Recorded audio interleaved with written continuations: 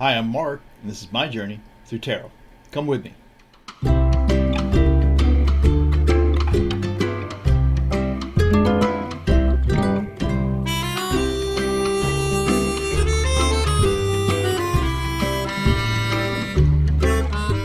So today is going to be a three-card oracle pick with a Dyadic Cross divination for each of those. So three cards. I'll use one deck for the oracles, a tarot deck for the oracles, and then I'll use another deck for the expanded divination for those in a Dyadic Cross. So come on, let's go. Hey, so welcome to this Oracle three-card you pick with a divination, a Dyadic Cross divination on that. So what I'm going to use is for the Oracle deck, I'll use this Golden Dawn Tarot by Robert Wang and Israeli Rigardi. So this is a beautiful deck. It's has a long history of the tarot, and I know you're going to enjoy it. And I've used it before, so there's that. Now, to expand the meanings of those three cards, we're going to use this Aleister Crowley Thoth Tarot deck. Also, well used, long history. This deck. So it should be, revealing for all of us. So we'll get into this. Both of these cards are kind of on the larger side, but they're made of the same material that you find all. Oh, are these mixed up? Typical tarot cards, and you'll see that these are clear. They're concise. There's no mystery to the message, really. They're just very upfront, and although sometimes I find some of the art a little amateurish, but I mean this is established. This is an established deck that folks have been using for a long time, and they're clear. The message isn't garbled when you use these cards, I don't think. The only problem is that they don't. You can't. I mean, you can use any sort of definition for these cards that you choose. Once you start using the cards, I feel like they become in tune with how you're going to read the deck. And when I say they, I mean the cards aren't alive, but something out there is sending some energy into this little area that I'm working in right now, and that's just how I perceive it. That whatever's sending these messages to me knows how I'm going to receive it. So that's what we're going to go with on that. Give them a cut, put them back together, and then we're going to draw three cards right off the top for the Oracle pick. So think of your question, settle your mind, calm yourself, decide what's important to you right now to receive an answer to, and hopefully this will work for you. Now remember, you can stop this tape at any time, 1, 2, and 3. And take your time to decide which of these cards, or which combination of these cards, or what question you're going to ask of each card. You could use all of them and have a different situation for all of them. 1, 2, 3. So that's what we've got there. The first card, if you pick number 1, is the Ten of Cups.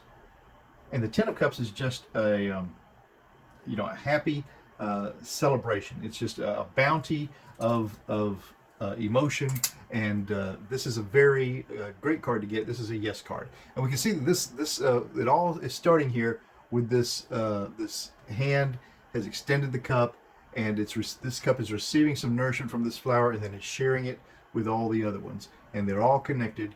And then we have another hand down here holding up the whole thing. So this is a very useful yes card.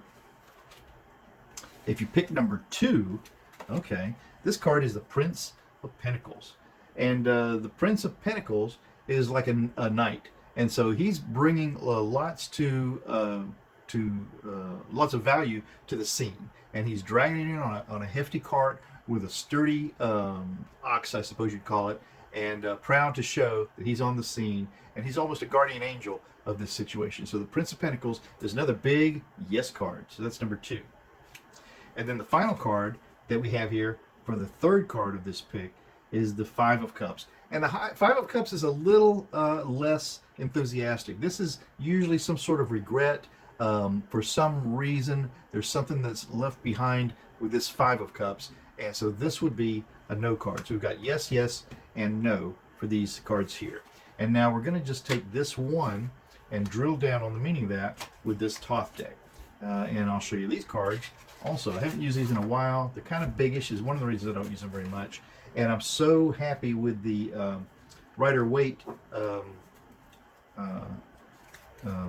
symbolism that I do tend to stick to Rider-Waite leaning decks. But it doesn't mean that these won't be just as valuable.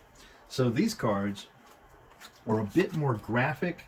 They require a little more time in some of them to decide what the message is, for me anyway, just because the art in here is a little avant-garde, I want to say, or just a little more study is required to get into the meaning of these cards. For me, for some folks they may be a snap, but for me these require a little bit more attention.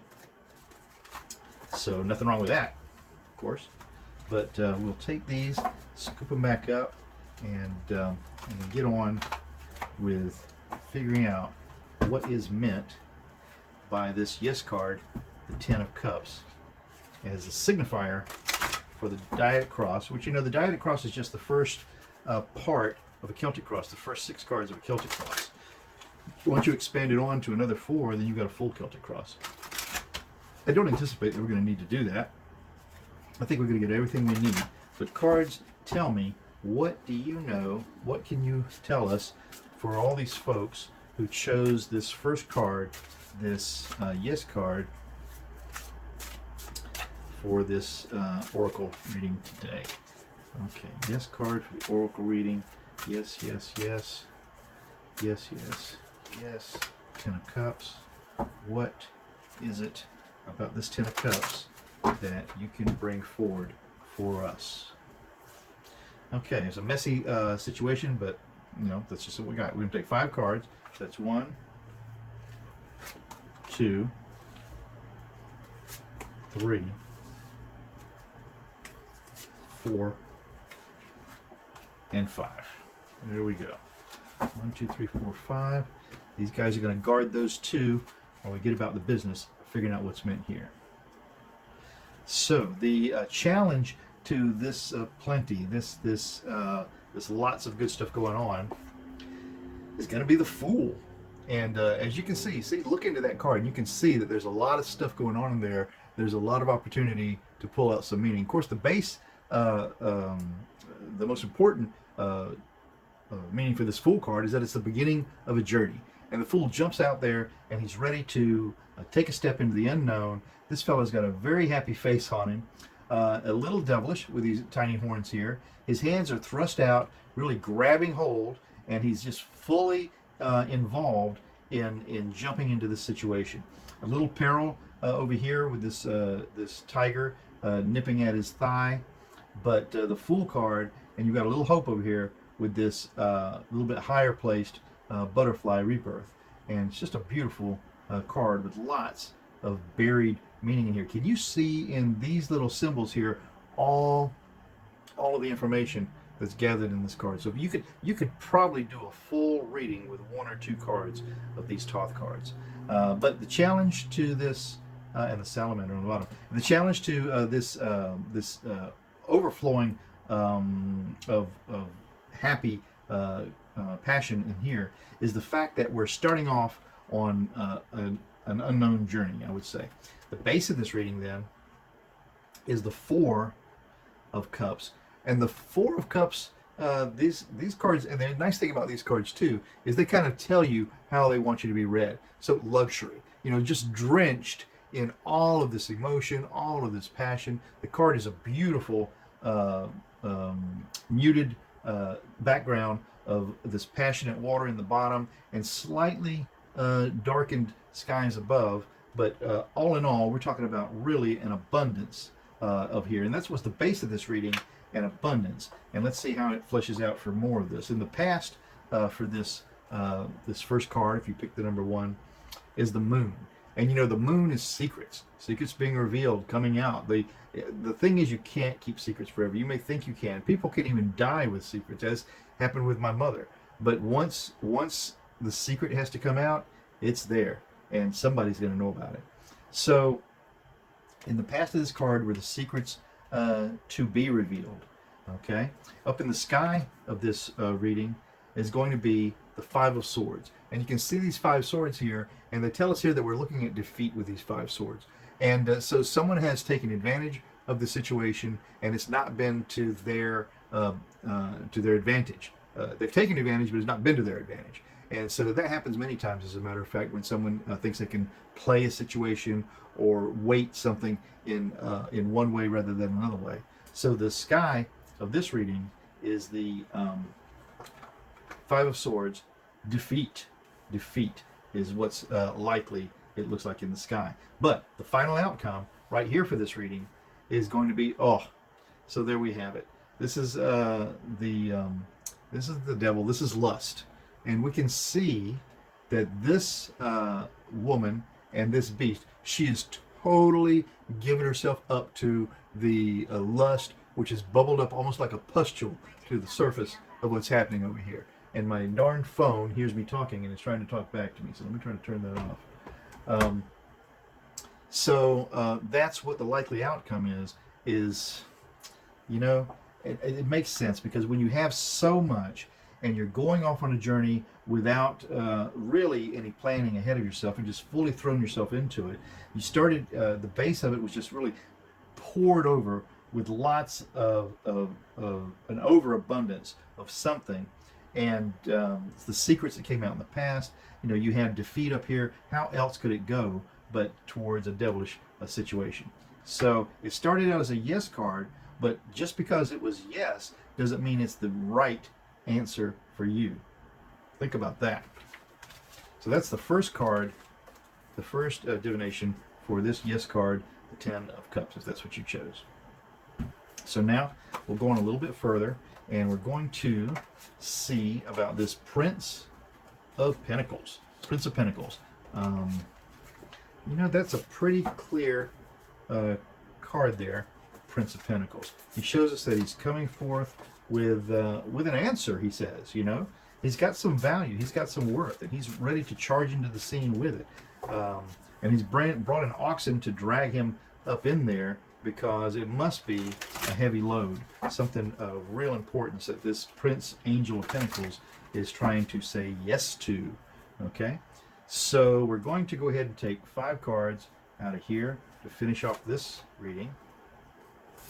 2, 3, 4, and 5, and see what he has to tell us. The Prince of Pentacles, a yes card, bringing some value into the scene, and we're ready to fight for it. You know, really feeling this is what needs to be done here, or what needs to be brought forth. The challenge to that, excuse me, is the universe, and the universe is you know, everything all-encompassing. It's either a new cycle or a complete cycle. And this person, you can see them right here, is seems to be a female in this reading, and she's just tangled up with all sorts of interesting challenges.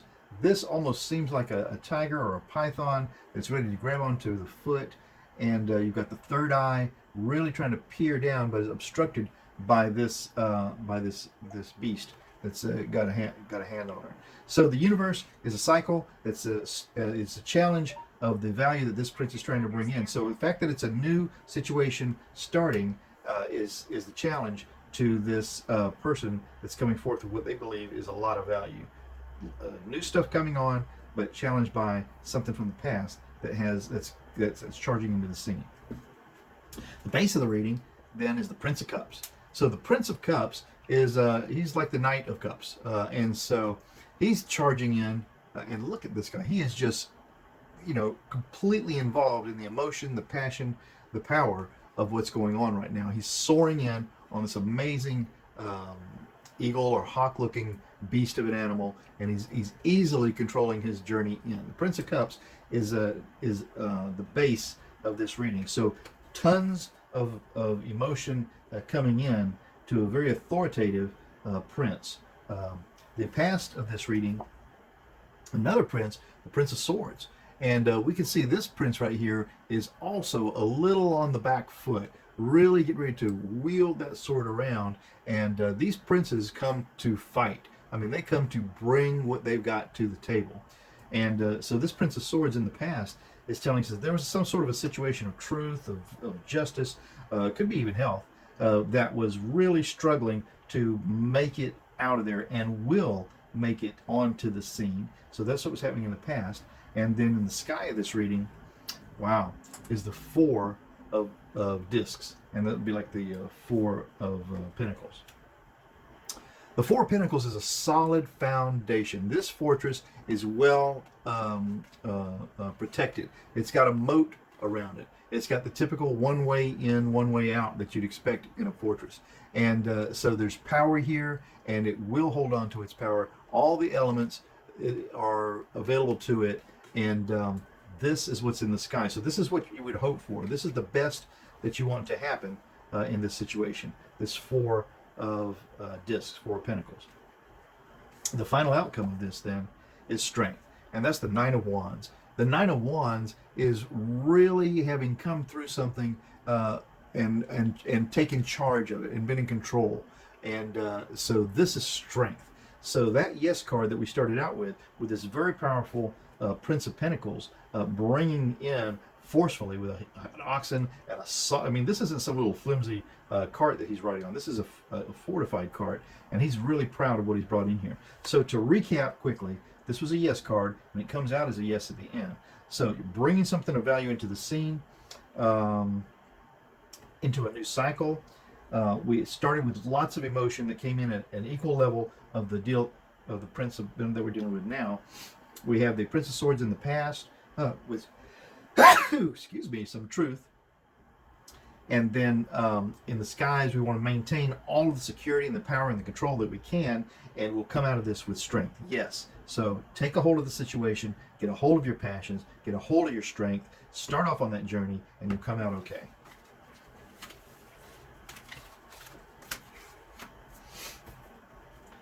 Okay.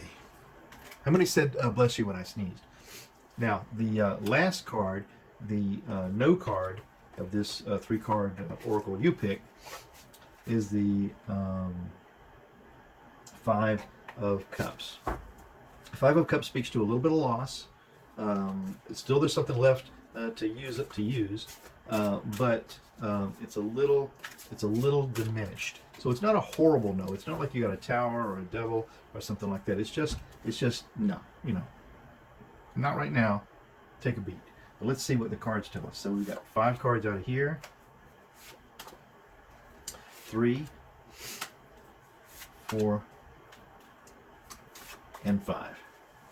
And by the way, if you did bless me, thank you. So, okay, so this 5 of Cups, the challenge to that is the Ace of Swords. So it was a no card, but it's challenged by a great big show of power and truth and justice and yes. So this slight no card is challenged by a great big yes. Let's see why. In the base of this reading is the Knight of Discs. So the Knight is like a Knight of Pentacles, and so he comes on with a look at the force that's radiating out from his disc shield. He's so comfortable in his position of power that the horse has turned around to just kind of maybe grab a mouthful of these grasses that are here. His helmet is tipped back. He's not feeling too threatened because he's exposed his most vulnerable part, his face. He feels very protected by this great big shield that he's bringing into the scene. So the base of this reading was a real sense of security and I'm in the right. The challenge, or the past of this, well, it was the 2 of discs, and that's change. And that's when we're balancing something out. We know we're going to exchange one for the other for one to the other to one. And this serpent has even grabbed onto its own tail to form this ever-lasting situation that we have here. So that was in the past. The past was change, and then in the sky of this reading is the 6 of Pentacles, which is success. And this card speaks to us of how do we distribute all of this success that we've had. And so that's what's in the sky. That's the decision to be made. Success. Then we're going to come to the likely outcome of this reading, which is the Empress. And the Empress is fertile. She's full of everything that she needs to make this existence perfect for herself. So that's a beautiful outcome, and it's another situation where we start out with one answer and we can get to another one. So we started out with a slight no, and it's challenged by a great big feeling of entitlement or authority, or knowing that this is right, or this is valuable, or this is the way this should be. It's all buoyed up by the strength of this Knight of Pentacles. And then in the past, there was some indecision. Over here in the sky, it's a matter of knowing how to use that value that you have, and it can come out to the good of you, but it just depends on how much work you put into it. If you take the issue that you're dealing with at its face value, it's kind of not the best. But if you really put some work into it, believe in the conviction of what you're bringing to the table, and you can bring it to a really fruitful outcome. So that's what we have for this Oracle 3-card Dyadic Cross you pick for you today. So that was the drawing for the day. I hope it was useful to you. I hope you got some insight to that. It may be useful to someone you know, as a matter of fact. So if you're dealing with someone who has some issues and you hadn't thought of it until now, maybe run this back again, look at it, and see if you feel like there's some information here you can share. But in any regard, I'm Mark. This is my Journey Through Tarot. Thank you very, very much for coming along. I really do appreciate it. I hope that I've given you something to think about today. And if I have, come on back tomorrow, because we'll do it all over again. I go somewhere every day, and you're more than welcome to join me. So, ciao for now.